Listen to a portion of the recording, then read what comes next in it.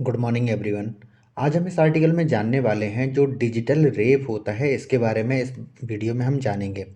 इसमें हम ये भी जानेंगे जो रेप क्या होता है और जो पोक्सो एक्ट है जो बच्चों के लिए बनाया गया है उसके बारे में हम जानेंगे। और जो डिजिटल रेप में जो सज़ा के प्रावधान है किस तरीके से इसमें सज़ा दी जाती है इसके बारे में भी हम जानेंगे। और ये जानना इसलिए भी आवश्यक है क्योंकि जो हमारे बच्चे होते हैं वो कभी कभी कोई चीज़ नहीं बताते तो उनको सीरियस लेना बहुत ज़रूरी है कि कोई अगर किसी बच्चे को कोई गलत जगह में छूता है और कभी कोई बच्चा बताता है तो उसको भी हमें ध्यान में रख के हमें बात करनी चाहिए थी। तो हमें पढ़ना तो है ही, साथ में हमें एक जनरल अवेयरनेस भी रखनी होगी कि हमारे समाज में जो घटनाएं घट रही हैं उसको लेके हम क्या सीखें। क्योंकि ये सारी चीज़ें जो हो रही हैं वो आप हमारे जो आसपास ही हो रही हैं और ये घटनाएं अपने सगे संबंधियों के साथ भी हो रही हैं। जब हम बच्चों के यौन शोषण की बात करते हैं तो इसमें जो सबसे ज़्यादा देखो क्या होता है कि जहाँ की पुलिस ज़्यादा एक्टिव होगी वहाँ पे ज़्यादा केस दर्ज होंगे। लेकिन ये बात भी सही है कि जहाँ पे जैसे अगर दूर दराज के गांव हैं तो वहाँ पे क्या होता है कि पुलिस इतनी एक्टिव भी नहीं होती है और लोग इज्जत के डर से उन केस को रिपोर्ट भी नहीं करते हैं। तो इससे हमारे देश में क्या होता है कि ये हमें हमेशा देखने को मिलता है कि जैसे दिल्ली है, दिल्ली में ये रेप के केस सबसे ज़्यादा मिलते हैं। इसका मतलब ये नहीं है कि वहीं होते हैं, भाई सब जगह होते हैं, लेकिन दर्ज होने की बात से डेटा बढ़ता है क्योंकि वहाँ के लोग इतने एक्टिव हैं कि इन सब केसेस को दर्ज करवाते हैं। इस वजह से हमें देखने को मिलता है कि दिल्ली में सबसे ज़्यादा रेप के केस दर्ज होते हैं। लेकिन बाकी हम गाँव की बात करें तो वहाँ पे जो इज्जत के लिए इन सब चीज़ों को छुपाया जाता है। तो ये सारी चीज़ें हमें देखने को मिलती हैं और आगे हम इस चीज़ में सारी बातें हम करने वाले हैं। तो मैरिटल रेप के बारे में हम सब कुछ पढ़ेंगे। सबसे पहले हम देखते हैं, सबसे पहले हम ये देखते हैं कि देखिए, जैसे हम रेप कह दें या बलात्कार कह दें, ये ऐसी घटनाएं होती हैं जो किसी भी महिला के जीवन की सबसे बुरी घटनाओं में से एक हैं।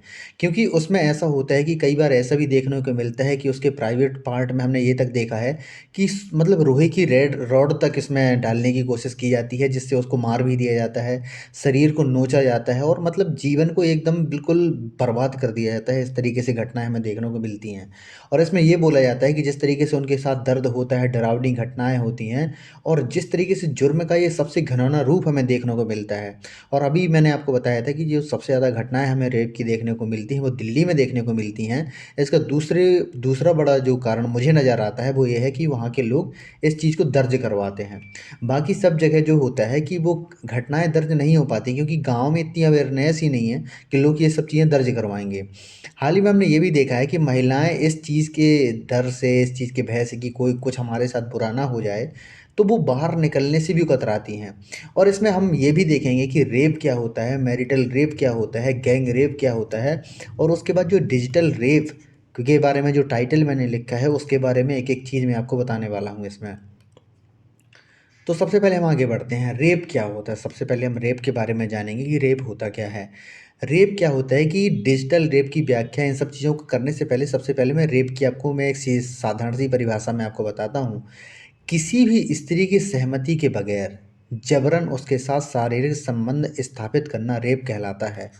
इसका मतलब ये भी हुआ कि कोई महिला है और अगर उसकी इच्छा नहीं है और आप उसके साथ ज़बरदस्ती कुछ भी करते हो, यहाँ तक कि उसको छूते भी हो, तो वो भी रेप की कैटेगरी में आता है।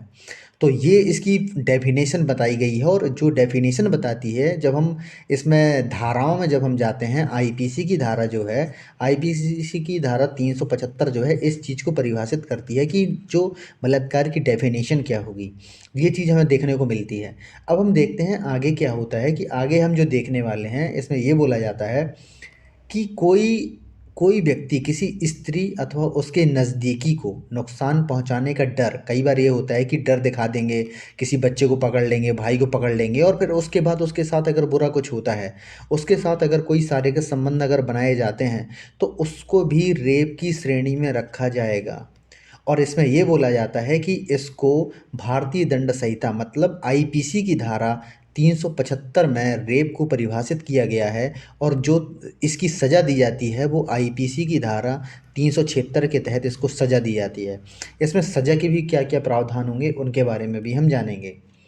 अब होता है वैवाहिक दुष्कर्म क्या होता है।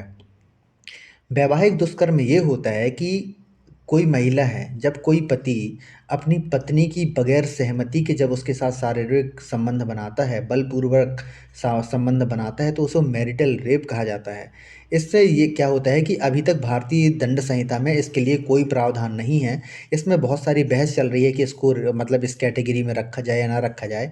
तो बहुत सारे जो एमपीज़ का कहना ये है, इससे क्या होता है कि जो घर में जो संबंध होते हैं महिला और पुरुष के, उनमें बाधा बन सकते हैं, जिससे बहुत ज़्यादा घर टूटने की संभावनाएँ बढ़ जाएँगी। तो इस चीज़ को लेके बहुत ज़्यादा डर है समाज को लेके, तो इस वजह से इस चीज़ को अभी लागू नहीं किया गया है।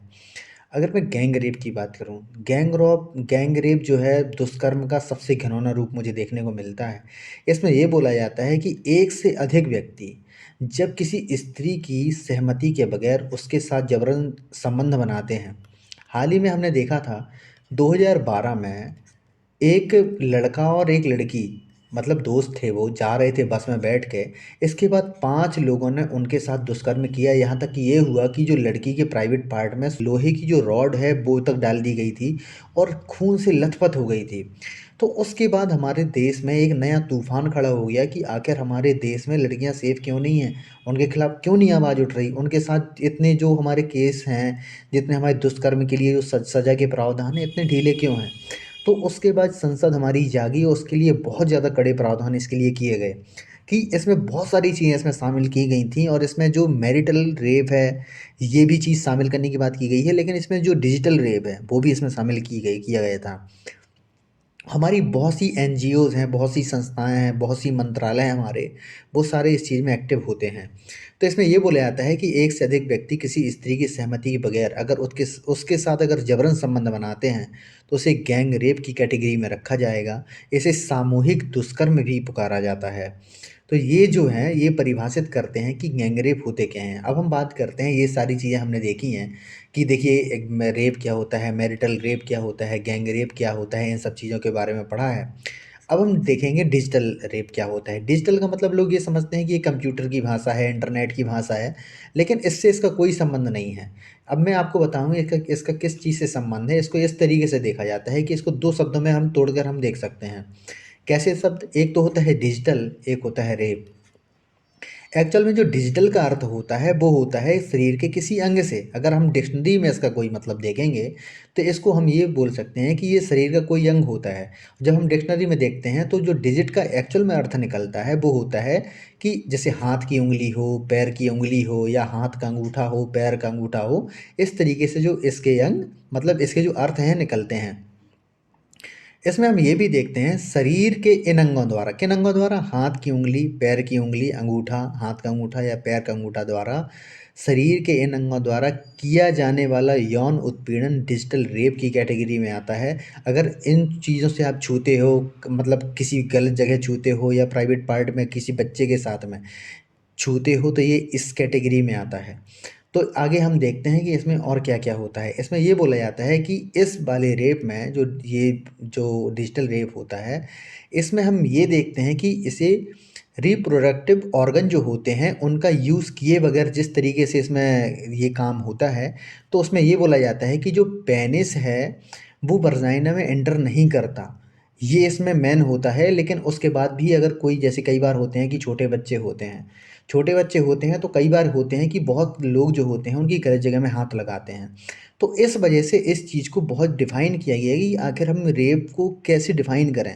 तो इसमें ये बोला जाता है कि कोई बच्चा छोटा है, अगर उसको हम कोई पुरुष या मतलब गलत जगह अगर छूता है, तो उसको हम इस कैटेगरी में रखेंगे। तो इसमें बहुत सारे सवाल भी उठते हैं कि अगर उँगली, पैर की उँगली एवं अंगूठे से किए जाने वाले यौन उत्पीड़न को रेप की श्रेणी में कब जोड़ा गया था? तो इसको जोड़ा गया था मतलब 10 साल पहले 2012 में, जब निर्भया कांड हुआ था। मैंने अभी आपको निर्भया कांड के बारे में बताया था कि 5 लोगों में उसमें एक 16 साल का लड़का भी शामिल था। बाद में फिर इसको छोड़ा गया था फिर बाद में। के बाद उसमें क्या होता है कि बहुत सारी घटनाएँ हुई थी, उसके बाद इसमें क्या हुआ था कि बहुत सारी समीक्षाएँ भी की गई थी कि किस तरीके से हम अपने दुष्कर्म जो हो रहे हैं बच्चियों के साथ में, उसको किस तरीके से रोका जाए। तो इसमें क्या होता है था कि भारत के पूर्व जस्टिस, इसमें न्यायमूर्ति वर्मा की अध्यक्षता में एक क्या होता है कि समिति का गठन किया गया था, जिसमें इसमें बहुत सारे सुझाव दिए गए थे, जिसमें बाद में सरकार ने बहुत सारे माने हैं और इन सब चीज़ों को डिफ़ाइन भी किया है। अब मैं आगे की बात करूँ तो इसमें ये बोला जाता है कि सन 2013 में सन 2013 में ये बोला गया कि सन 2013 में जबरन लिंग योनि प्रवेश के साथ ही डिजिटल रेप को आपराधिक कानून संशोधन आईपीसी में शामिल किया गया और इसे बलात्कार की श्रेणी में रखा गया। ये चीज़ भी हमें सन 2013 में देखने को मिली है, जब 2012 में जब निर्भया केस हुआ था, उसके बाद ये सारी चीज़ें हमें देखने को मिली हैं। अब इसको डिफाइन किस तरीके से किया, अब हम वो देखते हैं। तो इससे क्या होता है कि निर्भया एक्ट भी पुकारा जाता है। इस प्रकार महिलाओं को यौन उत्पीड़न, यौन अपराधों आदि से और अधिक सुरक्षित करने के लिए बलात्कार यानी रेप की परिभाषा का विस्तार किया गया और नई परिभाषा दी गई। इसमें क्या दी गई परिभाषा? इसमें ये बोला गया, किसी भी महिला की मर्जी के बगैर उसके शरीर में अपने शरीर का कोई भी अंग डाल देना रेप कहलाता है। यहाँ तक कि उंगली या पैर का अंगूठा, ये सारी चीज़ें उसकी कैटेगरी में रखी जाएंगी। इसमें ये बोला जाता है कि उसके प्राइवेट पार्ट को पेनिट्रेशन के उद्देश्य से नुकसान पहुंचाना भी रेप की कैटेगरी में आएगा। इसमें ये बोला जाता है कि इसमें जो ओरल सेक्स होता है, ओरल सेक्स भी रेप की कैटेगरी में रखा जाएगा कि अगर आप किसी के तरीके से अगर इस तरीके से व्यवहार करते हो किसी बच्ची के साथ में। तो इसमें ये बोला जाता है कि डिजिटल रेप मतलब इन दिनों चर्चा में क्यों है, ये इसका सबसे बड़ा मुद्दा है। तो इसमें ये बोला जाता है कि डिजिटल रेप इस समय चर्चा में इसलिए है क्योंकि हर कोई इसका अर्थ समझने को आमादा है। इसमें ये बोला जाता है कि भारतीय समाज में इससे पहले बहुत सुना नहीं होगा इस चीज़ को लेके। हाल ही में नोएडा पुलिस ने एक 81 साल के शख्स को गिरफ्तार किया है। उसका नाम क्या है? मॉरिस राइडर का नाम व्यक्ति है। इसने क्या हुआ है कि ये प्रयागराज में रहता था और मतलब प्रयागराज में रहता था, बाद में फिर दूसरी जगह ये शिफ्ट हो गया था। तो इसके बाद हमने ये देखा है कि ये जो व्यक्ति है, तो ये एक पेंटर था। तो इसने क्या हुआ कि इसके ऊपर आरोप ये हैं कि इसका एक मतलब एक साथी था, तो इसमें साथ में रहते थे वो लोग।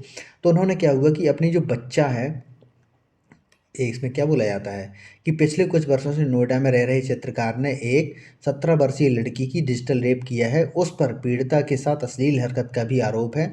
आपको बता दें कि मॉरिस था पहले हिंदू था, लेकिन बाद में वो ईसाई में कन्वर्ट हो गया था। बाद में वो उसने अपना जो रिलीजन है चेंज कर लिया था। इसमें ये बोला गया था कि पीड़िता का आरोप है कि लिव इन पार्टनर, पहले क्या होता कि एक कर्मचारी थे उसके साथ में वो रहता था। तो उसे क्या हुआ कि एक बच्ची उन्होंने अपनी दे दी, 10 साल की वो लड़की थी। ये जो लड़की आई थी इनके पास में, वो 2015 में रहने आई थी। तो वो लड़की उस समय 10 साल की थी। तो इन्होंने क्या हुआ कि 2015 तक, कब तक? 15 मई 2022 तक उसके साथ में ये सब करता रहा घिनौने काम। तो उसके ऊपर क्या हुआ कि जो डिजिटल रेप का तो ये सब लगा ही, डिजिटल रेप। इसमें जो पोक्सो है वो भी इसके ऊपर जो लगाया गया है कि पोक्सो एक्ट के तहत जिस तरीके से बच्चों के रेप को डिफाइन किया गया था हमारी गवर्नमेंट के द्वारा, तो उसमें पोक्सो एक्ट भी लगाया गया है। तो इसमें ये बोला गया है कि नोएडा पुलिस ने इसको मतलब इन्वेस्टिगेशन किया है इसमें, और आईपीसी की धारा 376 में रेप मामले में जो सज़ा दी जाती है 376 में दी जाती है। इसके ऊपर जो धारा 323 है, स्वेच्छा से चोट पहुंचाना। आपको मालूम है कि आप चोट पहुंचा रहे हो, फिर भी आप उसको पहुंचा रहे हो। आपको मालूम है कि उसको दर्द होगा, आपको खून निकलेगा, आपको ये होगा, आपको सब कुछ मालूम है। जब आप स्वेच्छा से किसी दूसरे को चोट पहुंचाते हो तो वो आईपीसी की धारा 323 के तहत आता है। इसके बाद हमने ये देखा कि धारा 506 भी इसके ऊपर मतलब लगाई गई थी कि किसी व्यक्ति को आपराधिक जो धमकी दी जाती है वो भी इसमें लगाया गया। और इसमें जो पोक्सो एक्ट है, इसमें धारा 5 और 6 में उत्पीड़न का मामला इसमें दर्ज किया गया है। तो इसमें क्या क्या सज़ा के प्रावधान होते हैं वो हम देखेंगे आगे। तो इसमें ये बोला जाता है कि ये होता है कि देखो, नोएडा ने जो डिजिटल रेप होता है कि आरोपी को पोक्सो एक्ट में क्यों लगाया है, इसमें ये बोला जाता है कि यह ज़रूरी नहीं। आप यह ज़रूर सोच रहे होंगे कि डिजिटल रेप बलात्कार की श्रेणी में है तो फिर आरोपी को पोक्सो एक्ट की धारा क्यों लगाई गई। तो इसमें ये बोला गया है कि पोक्सो एक्ट के जरिए नाबालिग बच्चों के प्रति यौन उत्पीड़न, यौन शोषण, पोर्नोग्राफी, इसमें ये तक बोला जाता है कि कई बार ऐसा होता है कि छोटे बच्चे हैं तो कई बार होते हैं कि बाथरूम में वो नहाते हैं तो उनकी क्या होता है कि वीडियो बना ली जाती है। तो अगर कोई ऐसा काम करता है और अगर उनकी कोई वीडियो भी बनाता है तो वो पोक्सो एक्ट के तरह एक क्राइम माना जाएगा और उसको सज़ा दी जाएगी। तो ये भी उसमें होता है। इसमें ये छेड़छाड़ जैसे मामलों को इस सूची में रखा जाता है। ये सारी चीज़ें पोक्सो एक्ट में आती हैं। अब हम आगे देखते हैं। आगे हमने ये भी देखा है कि इसमें बोला जाता है कि नोएडा जो पुलिस है नोएडा डिजिटल रेप में पीड़िता के नाबालिग होने की वजह से पोक्सो एक्ट लगाया गया है। इसमें ये बोला जाता है कि अगर कोई बच्ची 12 साल की नीचे हो, क्योंकि वो बच्ची तो 10 साल की थी, तो उसमें ये बोला जाता है कि वो पोक्सो एक्ट के अंडर में आएगी, उसके साथ उसका जो ट्रायल है चलेगा। तो इसमें जो धाराएँ लगाई गई हैं, तो उसमें क्या होता है कि जो महिला कल्याण एवं बाल विकास मंत्रालय, ministry of women welfare and child development इसमें इन्वॉल्व हुई थी। ने सन 2012 में पोक्सो एक्ट बनाया था। इस कानून के तहत अलग-अलग अपराध के लिए अलग-अलग जो सज़ा है निर्धारित की जाती है। तो इस तरीके से इस प्रोसीजर के तहत इसमें दंड दिया जाता है, और इसमें क्या सज़ा होती है उसके बारे में हम देखते हैं। तो अगर मैं सज़ा की बात करूँ तो यदि किसी आरोपी पर डिजिटल रेप का आरोप सिद्ध होता है, तो उसे पोक्सो एक्ट की धारा 3 के अंतर्गत 7 साल का कारावास उसको हो सकता है। और अगर इसका जो अपराध और जघन्य है और गंभीर आरोप इसने किया है, तो इसकी जो सज़ा है, उस सज़ा को हम आजीवन कारावास में हम इसको तब्दील कर सकते हैं। ये कोर्ट के ऊपर डिपेंड करता है कि इसका जो अपराध है कितना गंभीर है। और इसमें ये भी बोला जाता है कि यदि पीड़िता पर गंभीर यौन हमला अगर हुआ है, सेक्सुअल अटैक अगर उसके साथ हुआ है, तो इसमें धारा 5 के तहत उस व्यक्ति को न्यूनतम 10 साल की सज़ा होगी, और उसको आजीवन कारावास में भी बदला जा सकता है। आजीवन कारावास की सज़ा भी उसको सुनाई जा सकती है। इसमें ये बोला जाता है कि पोक्सो एक्ट की धारा 7 के अंतर्गत किसी बच्चे के निजी अंगों को छूना यौन हमलों के अपराध के अंतर्गत माना जाएगा, और उसे न्यूनतम 10 साल की जो सज़ा है उसका प्रावधान इसमें किया गया है। और इसमें ये भी बोला जाता है, पोक्सो एक्ट कब बना, तो इसके बारे में मैंने आपको बताया था कि 2012 में इसको लाया गया था। इसमें यौन उत्पीड़न, यौन अपराध और पोर्नोग्राफी इसमें शामिल किए गए हैं, और इसको लाने वाला कौन था? महिला कल्याण एवं बाल विकास जो मंत्रालय था, उसके द्वारा इसको लाया गया था। तो आशा करता हूँ कि आपको वीडियो अच्छा लगा होगा। अगर आपको वीडियो अच्छा लगा हो तो प्लीज़ इसको लाइक कीजिए, सब्सक्राइब कीजिए एंड शेयर कीजिए। धन्यवाद।